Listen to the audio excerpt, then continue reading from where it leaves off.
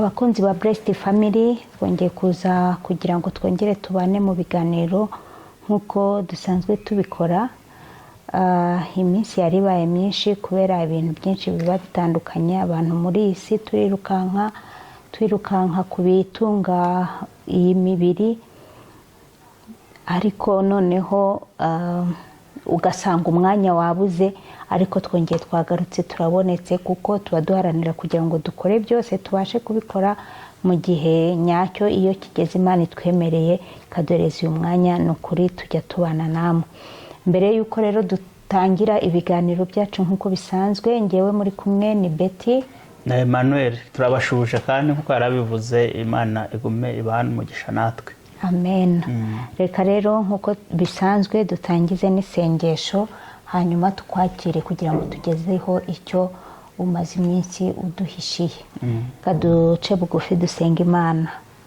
Uwiteka, umwami mwiza, Imana yacu, Imana idukunda tutabikwiriye, turi imbere y'ubwiza bwawe umwanya nk'uyu nguyu. Tunezerejwe nuko wakomeje kuturinda, ukaturindira aho turi, ukarinda bene wacu, ukarinda inshuti n'abavandimwe, ukarinda abakunzi bacu bari hirya no hino batandukanye. Tukaba twongeye guhurira kuri urubuga rwa Blessed Family.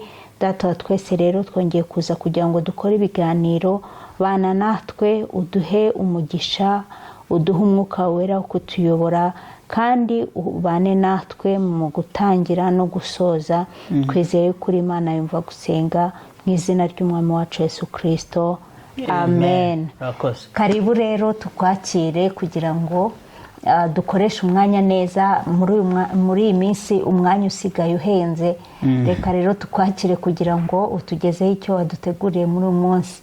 Ungira ngo urabanza usuze n'abakunzi bacu, ntabwo bari baguherutse, ntabwo bari baduherutse muri rusange, kugira ngo abakunzi bacu murakoze kuba muri kubana natwe. Nibyo koko twari tumaze iminsi tutaboneka, ariko turi kongera kwiminjiramo agafu. Nkuko yabivuze, haba hari ibintu byinshi bigenda bigora abamugenzi, ariko turaguma kugerageza uko dushobojwe.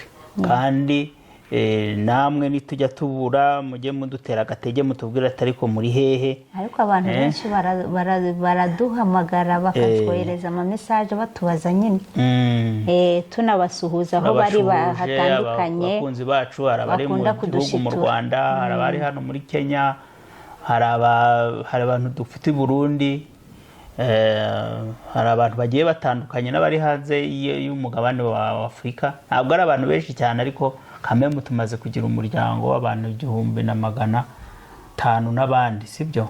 Rero nabo kwishimira, kuko tugize Imana bo bakaba bakurikira bakumva, baba ari abantu benshi. Ntabwo bakunda gukurikirira rimwe, kubera yuko ngira ngo ibintu muri iyi minsi biba bigoye.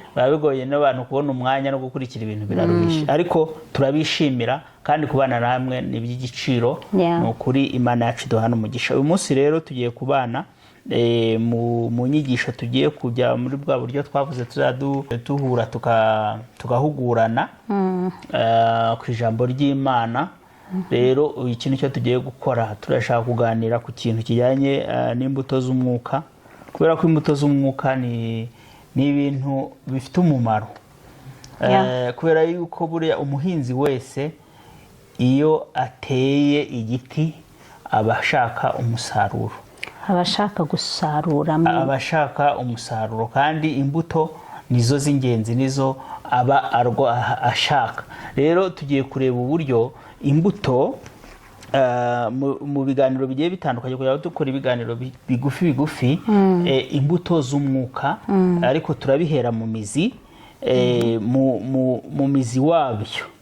Ibijyanye n'imbuto tubihere muri Yohani ibice 15 umurongo wa 1 kugera ku wa 5. Aho niho Yesu yavuze ku byerekeranye n'umuzabibu, avuga neza ko ari umuzabibu, twe tukaba amashami, ariko ikigenderewe ari ukwera imbuto. Reka duheraho, noneho turaza gukomeza na gahunda twumva neza ibijyanye n'uko izo mbuto n'uburyo tuzazisesengura. Rero reka dusome Yohani 15:1 kugera ku 5. Ndi umuzabibu w'ukuri kandi data ni nyirawo uwuhingira. Ishami ryose ryo muri nge ritera imbuto arikuraho. Iryera imbuto ryose aryanganyaho amahage yaryo ngo rirusheho kwera imbuto. None mumaze kwezwa n'ijambo nababwiye. Mugume muri nge nanjye ngume muri mwe. Nk'uko ishami ritabasha kwera imbuto ubwaryo ritagumye mu muzabibu, niko namwe mutabibasha ni mutaguma muri nge. Ni nge muzabibu, namwe muri amashami. Uguma muri nge nanjye nkaguma muri we, uwo ni we wera imbuto nyinshi, kuko ari ntacyo mbasha gukora mutamfite. Imana yacu tugirire neza. Amen. Rero impamvu tudashobora kuvuga iby'imbuto z'umwuka wera tudahereye aha hantu, tuzi neza ko turi mu isezerano rishya twagejejweho n'umwami wacu Yesu Kristo. Inyigisho ze rero ngewe nkunda gukomoza cyane ku bintu bifite imvano kuri we, kuko nawe yashatse gutangaza iby'imbuto ariko ashaka kutwereka abo turi bo, mu kugira ngo tubashe kwera, turumbuke, tugere ku musaruro data wa twese yifuza. Aratubwira hano ayigisha, aravuga ati ngewe ubwanjye ni nge muzabibu, ariko atangirira ahantu heza ngo ndi umuzabibu w'ukuri ngo kandi data niwe uwuhingira. Mu by'ukuri dushyize muri kontekste y'abahinzi, tuzi neza ko hari nyir'umurima cyangwa se umuhinzi, the farmer. Uwo umuhinzi aba ari we utegura gahunda y'ikintu agiye guhinga. Tuvuge niba ari uruzabibu, ntabwo mu Rwanda tugira inzabibu cyane ngira ngo, ariko wenda twanagereranya n'igitoki. Niho tutavuga wenda uruzabibu, tuvuge nk'igitoki wacu. Ni ukuvuga ngo nyir'igitoki niwe cyangwa se nyir'urutoki niwe umenya umurima akabanza akawutegura. Yamara kuwutegura agashaka imbuto nziza y'indobanure akayitera. Noneho agakurikirana n'iby'urwo rutoki rwe, akagenda amenya ibyo agomba kugenda akora kugira ngo rurusheho kuba rwiza. Aha rero niho Yesu Kristo avuga ati ngewe bwanjye ndi uruzabibu, ariko nyirarwo, umuhinzi, uwarutekereje ni Imana Data. Uri kumva abantu? Aha rero nabashije guhugurirwa cyangwa no guhishurirwa niko muri iri jambo harimo ikintu cyitwa ubutatu butagatifu. Bimwe twigeze tuvugaho kera, abashaka kuzareba ibiganiro babireba. Mu itangiriro ry'ibiganiro byacu dufite ibiganiro ku butatu butagatifu. Ni ukuvuga ngo Yesu niwe wentroduce cyangwa se werekanye iby'ubutatu butagatifu. Aravuga ati ngewe ndi uruzabibu, ariko hari uri kuruhingira, ariwe Data, ari nawe nyirarwo. Abantu baza kwibaza bateze ko nta mwuka wera turi kumvamo, bimeze bite? Ariko none nsubiye muri bwa buryo bw'ubuhinzi, ni ukuvuga ngo uruzabibu kugira ngo rubeho, hariho uwo muntu nyine uruhingira, agakora ibishoboka byose, akarutera rukazamuka. Ariko twibuke yuko uruzabibu rukeneye n'iki? N'imvura. Rukeneye imvura, rukeneye n'izuba. Ubwo ni bwa buryo mwuka wera akora, atwinjizamo, abasha kudukingurira amaso no kutubera umufasha wo kudukomeza kugira ngo tubashe kumenya ibya Kristo. Kuko ibya Kristo ntabwo uko Yesu aratubwira ngo mugume kuri nge, ntabwo ushobora kuguma kuri umerewe neza mwuka wera adafitemo ibikorwa muri wowe. Uri kumva aho hantu? Mwuka wera agomba kugucengera, akagucengezamo urwo rukundo rwa Kristo, ijambo ry'Imana, ibyo bintu bikakugendamo kugira ngo ubashe kuko ntushobora gufata kuri Yesu ijambo ritakurimo. Ninde muhugura w'ijambo? Ninde wo kukwereka no kukuyobora? Mu gihe Yesu yaravuze ati ngendagiye ariko mbasigiye umufasha, uwo nguwo azabigisha, azanababwira n'ibyo ntabashe kubabwira. Umwigisha niwe utwibutsa, niwe udusunikira kuri Yesu Kristo. Uwo rero ni nkawe izuba n'imvura, bituma habaho nutrients, hatuma ibintu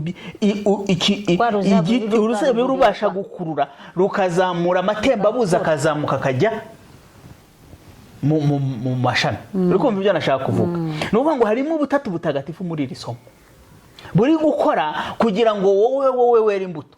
ariko ahangaha ndashaka kukubwira ngo Yesu aragusobanurira neza ngo ntabwo kwera imbuto z'umwuka wera ari igikorwa cyawe ku buryo ushaka kuvuga ngo nzifata neza nzabikora. Hoya, igihe utari muri Yesu Kristo ntushobora kuvamo imbuto z'umwuka wera. turi kumvikana? Ni imbuto z'umwuka kugira ngo ziboneke. Twavuze iyo process yose uko umwuka winjiramo kugira ngo zibe imbuto z'umwuka, nuko uvomerera, utanga ibikenewe, mwuka wera aravomerera kugira ngo imbuto ari amashami amererwe neza n'imbuto zisohoke zimere neza. Ntabwo ibyo bishoboka kubaho rero igihe ishami ritari muri Kristo. Nimuguma muri nge, amagambo yawe uri kumva, ni nge muzabibu namwe muri amashami. Uguma muri nge nanjye nkaguma muri we, uwo niwe uzabasha kwera imbuto. Amen. Dusabe imbaraga zo kuguma muri Yesu. Yego. Imbaraga zo gukomera ku ijambo rye. Imbaraga zo kugenda nkawe. Imbaraga zo gukora nkawe. Ntabwo byoroshye, ariko ku mwana w'umuntu w'umunyantege nke, ariko dusabe kugira umutima nk'uwari muri Yesu, niko ijambo ry'Imana ritubwira, kugira ngo tubashe kwera imbuto. Izo mbuto rero batubwira ziri hehe? Izo mbuto ziri mu Bagalatiya 5:22 kugera kuri 23. Ngo ariko rero imbuto z'umwuka ni izihe? Ni urukundo, ni ibyishimo, ni amahoro, no kwihangana, no kugira neza, n'ingeso nziza, no gukiranuka, no kugwa neza, no kwirinda. Ngo kandi bimeze bityo nta mategeko abihana. Imana itugirire neza. Amen. Imbuto z'urukundo, imbuto z'ibyishimo, imbuto z'amahoro, izo ni imbuto z'umwuka w'Imana. Ntabwo iyi mimerere, ntabwo iyi karagita imeze nk'iya Yesu wayigira utamurimo. Ntabwo wagira iyi mimerere Yesu atakurimo, atari ugukoresha, utari mu mbaraga z'umwuka w'Imana. Ushiduka wabaye nk'abisi bose. Ushiduka nta mirimo, ushiduka nta bikorwa, ushiduka uburyo abantu bakureba, karagita yawe yararangiye. Rero birasaba kuba mu Mana, birasaba kuba mu mwuka, mu kubana n'umwuka wera, kuyoborwa nawe, kugisha inama ijuru kugira ngo ribashe kukuyobora mu byo ugomba gukora n'uko mugomba kugenda, kugira ngo abantu nibaza kugusaruraho bazagusaruraho imbuto z'Imana, imbuto z'umwuka, kubera yuko uteye cyangwa se ukonekise muri Yesu. Imana yacu tugirire neza. Amen. Batubwira ngo umwana w'inzoka ni inzoka. Sibyo? Yego. Umwana w'inka ni inka. Nawe niba ukonekise muri Yesu uri muri iyo domaine. Uri umwana w'Imana, uri umwana w'Imana, ukonekise mu Mana, uri umwana w'Imana. Sibyo se? Ukonekise mu Mana, uri umwana w'Imana. Twajyaga mu washitani, uri umwana wa Shitani. Rero washitani. Kandi ushobora gukonekita ahantu habiri. Ntabwo ushobora kuba ku giti, ntushobora kuba ku muzabibu ngo ube no ku munzenze, ntibishoboka. Ntabwo byakunda. Uterwa muri icyo. Ntabwo wagenda ngo ube mu kindi giti, ube ku biti bibiri, ntibikunda. Ugomba kugira aho gucomeka. Nk'uko twajyaga tuvuga ngo umuntu ntashobora gukonekita kuri rezo ebyiri, kuri network ebyiri, ntibibaho. Ntabwo byose wabyitabira rimwe. Telefone ishobora kugira connection ebyiri. Ni uko natwe tumeze. Dushobora gukonekita kuri Satani cyangwa ku Mana bitewe nuko wowe ubishaka. Kuko iyo miyoboro yombi irakora. Muri wowe iyo miyoboro yose irakora. Ukinguriye urinjira. Ni wowe winjira.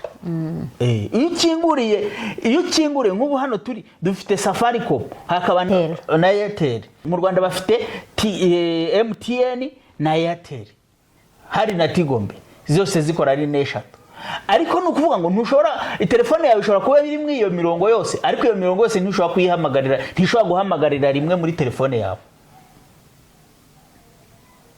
Turi kumvikana aho ngaho. Nukuvuga ngo ya MTN, umurongo wa MTN watanze guhamagara, birarindira iyo conversation ikavaho, Airtel ikajya yabona wa wundi akaba yavuyeho, enda kongera agahamagara nyuma. Ntabwo byose wabivugira. Ntabwo byose bishobora kuvugira muri iyo telefone, nubwo iyo mirongo yombi ari yawe yitunze ira registre. Nawe rero muri wowe utunzemo umurongo ukorana na Shitani, n'umurongo ushobora gukingurira ijuru. No kuvuga ngo umurongo uzakingura niwe uzakorana nawe. Hari igihe bivanga ariko.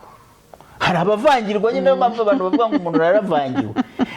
Hari igihe umuntu avangirwa ejo agakonekita hariya ejo akaba ari kukonekita ku buryo ushobora no kumenya n'umwuka uri kumukoresha ntuwusobanukire. Yego, akaguca abantu bakanatangira no kudawutingaho kubera yuko hari n'igihe abamo n'abari abahanura akaba ari umuhanuzi mu kanya agacanganyikirwa akaguhanura ati rero mbonye urongora, ati mbonye ugira ubukwe bukomeye kandi umaze imyaka 3 n'itanu warashyingiwe. So kubera iki ntabwo amenya umurongo winjije wari wo ubutumwa ari kwakira byamucanze, ntabwo yamenye simukadi ari gukorana naye. Imana yacu tugire neza. Rero kuva igihe cyose ducometse muri kino giti cy'ubugingo cya Yesu Kristo turi abana b'Imana. Amen. Tuzera imbuto z'umwuka wera kandi ntabwo bigoye kugira ngo abantu babimenye. Ntabwo bigoranye kumenya ko umuntu uri iruhande rwawe kumenya ko uri umwana w'Imana, bizamworohera kuko azasoroma ku mbuto. Yego. Narya ku mbuto zikaba ziryoshye azavuga ati umuntu ni sweet, ni umuntu w'Imana, afite urukundo, afite kugwa neza, arihangana. Ibi byose twabonye ubugwaneza buramugaragaraho. Ni umwana w'Imana, imbuto ziramugaragaraho, aririnda, bimeze gutya na gutya. Ariko no mu magambo uri kuvuga nuko abantu bari kugaragara hano kuri za social media, umuntu araza niba turi abana b'Imana kuki turi gukururwa n'ibiganiro bidafite umumaro. Nibyo biduhaye kubaho kuko dushaka amafaranga y'isi, turakonekita ibiganiro bidadufitiye umumaro, ugasanga ijano n'ibinyoma cyane iravuga ngo yitwa ngo tujye mu ijuru, ariko iri kuvuga amagambo y'abantu y'ibintu bidafite umumaro. Uravuga abantu, urafata umwanya wo kujya kuvuga za pranka. Cyano yawe yitwa kujya mu ijuru, bose urajya mu ijuru n'ibyo ndaye magambo. Ishyira muri gahunda kuko ni izo mbuto uri kwera, ibyo uri kuvuga nizo mbuto uri kwera nizo tubona. Imana yacu tugirire neza cyane. Rero uri pasiteri ukajya kwirirwa gutera uvuga amatiku ngo runaka ngo yahuye n'uyu ngo bari ibi bagiye aha ngo akundana n'uyu ngo yadivorushije ngo ibyo sebe, ahubwo igisha abantu, terura ikigisho cyo gufasha abantu batajya kugira ngo bave batazadivorusa uburyo ingo zabana neza. Ariko wikwibasira runaka ngo yadivorushije, ibyo ni gahunda ze. Ahubwo uvuye ku byamubayeho tanga ikigisho kigiye gufasha abantu, ariko utanamushyize mu majwi. Kuko ejo nawe numuvuga, ejo asubira yakuvuge, ejo muri gutukanira ku mbuga nkoranyambaga kandi muri abakozi b'Imana. None si ubwo ibyo bintu, none izo mbuto twera zizagaragara gute? Ese koko ibyo bintu biri kutuvamo biri kuva mu isoko muri Yesu Kristo, uko baravuga ngo nimugume muri ge? Ese biri kuva mu wo twagumyemo cyangwa twacometse ku wundi murongo twabyibagiwe? Cyangwa se izo nizo nshingano yaduhaye? Cyangwa se izo nizo nshingano? Aho rero nagira ngo Imana tubabarire, itweze, idufashe kugira ngo tugume. Ijambo kugira ngo tubashe kwera imbuto nuko tuguma ku giti. Dataratubwira ngo kandi ngo igishami ritazera azarigira gute? Azarihaguraho, arijugunye mu muriro, arijugunye, ritwikwe. Twigeze kuvuga kuri iki kintu, ariko nyewe nshaka kukigarukaho kugira ngo tugende tunavuge no kuri izo mbuto, tuzagende tuvuga kuri izi mbuto kuko none twazivugaho. Tuvuge ku mbuto y'urukundo, tuvuge ku mbuto yo kwihangana, tuvuge kuri buri rumwe rubuto. Tuzabikiraho ikiganiro tugende tuganira kuri izi mbuto z'urukundo nako z'umwuka w'Imana, kugira ngo tugende turushaho kuzicengerwa no kuzisobanurira. Ni uburyo bwo guhugurana bene data. Reka rero tudafata umwanya munini, ahubwo buri muntu agenda bitekerezeho. Wibaza ibibazo nka bingahe, uvuge ngo ese ndi ishami ryagumye mu muzabibu kuri ariwe Yesu Kristo. Icya kabiri, ese izi mbuto ese koko ndi kwera imbuto zikwiriye aho umuntu wihannye? Ndi kwera imbuto z'umwuka? Ese izi mbuto zose z'umwuka ni izihe ndi kubura? Ko twazisomewe mu Bagalatiya 5 murongo wa 22 na 23. Ugenda uzisubiremo uvuge ati izi mbuto ni izihe mbuto ngomba kwera kurushaho? imana yacu itugirire neza. Amen. Twisuzuma namwe mwisuzuma, kandi imana yacu irushaho kutugirira neza, irushaho kuduhugura, irushaho kutwigisha kuri iri jambo. Imana yacu itugirire neza cyane, muhabwe umugisha, kandi ni ukuri tunejejwe no kuganira kuri iri jambo. Amen. Imana iguhe umugisha. Bene data mudukurikiye rero, murabyumvise neza ijambo rije uyu munsi. Iyo ijambo rimanutse riba rifite abo rije kubwira. Rero ni twebwe kuri Blessed Family turiho tubwirwa kugira ngo tugume kuri Yesu, tugume kugira ngo turi amashami. Hanyuma tuzaba amashami meza, amashami azera imbuto, kuko atera izi imbuto bazahaguraho bayajugunye mu muriro. Rero reka duharanire kugira ngo muri iyi minsi mwumvishe n'imbuto ahantu ziri. Muri iyi minsi nyine umukoro duhawe nitwisubiremo turebe imbuto turi kwera muri iyi minsi zimeze gute. Ese ubanyute n'umuturanyi? Ese ubanyute n'abantu mwirirwana umunsi ku wundi? Abantu mugendana muri iyi minsi bimeze bite? Ese imbuto uri kwera? Kuko buriya hariya mu Bagalatiya 5 wereye ku murongo wa 19 harimo imbuto z'iki? Harimo imirimo ya kamere. Imirimo ya kamere ariyo imbuto nyine zidashimishije, za mbuto zitarizo.